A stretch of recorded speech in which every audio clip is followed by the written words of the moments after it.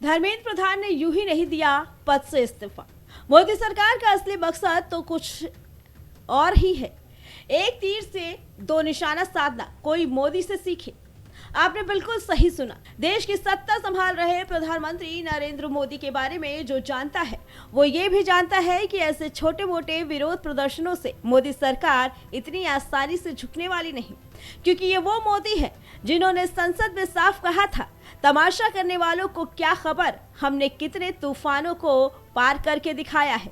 तमाशा करने वालों को क्या खबर, तमाशा करने वालों को क्या खबर,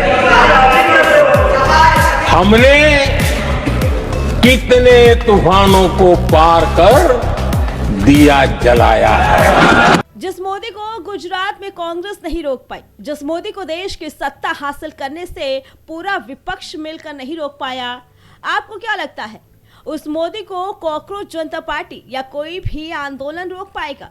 शायद नहीं। इससे पहले भी मोदी सरकार के खिलाफ कई बड़े विरोध प्रदर्शन हुए, चाहे किसान आंदोलन की बात हो या मौजूदा छात्र आंदोलन की। विपक्ष हमेशा इस ताक में रहता है कि कैसे इन आंदोलनकारियों के कंधों पर रखकर बंदूक चलाई जाए और सरकार को उखाड़ फेंका जाए। लेकिन साल 2020 के कृषि कानूनों का इतिहास गवाह है कि जब जब विपक्ष ने माहौल गरमाने की कोशिश की, सरकार ने मास्टर स्ट्रोक चलाकर पूरा मुद्दा ही विपक्ष के हाथों से खींच लिया। इस बार भी नीट के पेपर लीक को मुद्दा बनाकर राजधानी दिल्ली में घमासान शुरू हुआ।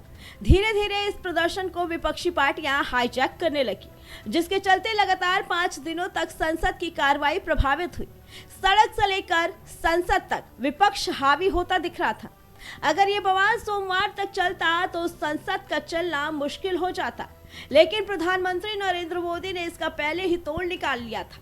एक तरफ जहां सरकार सोमवार को पेपर लीक के खिलाफ फास्ट ट्रैक कोर्ट और कठोर सजा का सख्त कानून लाने की तैयारी कर रही थी, तो वहीं दूसरी तरफ एक ऐसा फैसला लिया गया जिसने पूरा गेम ही पलट दिया। 25 जुलाई को शिक्षा मंत्री धर्मेंद्र प्रधान ने खुद इस्तीफा दिया और इस एक कदम में मोदी सरकार ने एक तीर से दो नहीं बल्कि कई निशाने साथ लिए। एक तरफ छात्रों की सभी मांगे मान ली गई। प्रोटेस्ट के दौरान दर्ज सभी एफआईआर वापस लेने का ऐलान हुआ। पीड़ित परिवारों को नियमों के तहत अधिकतम संभव मुआवजा देने पर सहमति बनी और आंदोलन खत्म हो गया।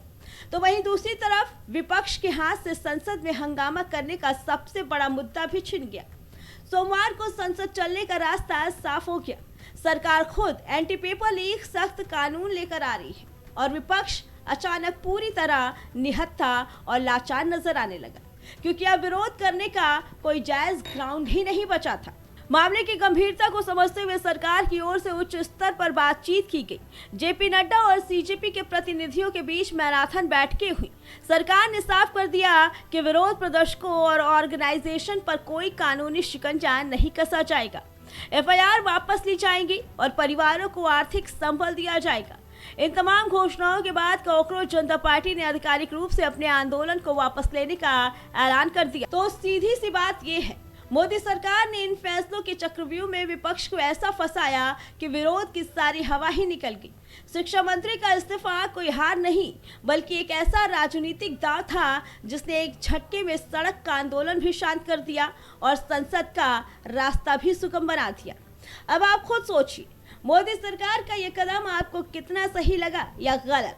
अपनी राय हमें कमेंट बॉक्स में जरूर बताइए। Bureau report, prime TV.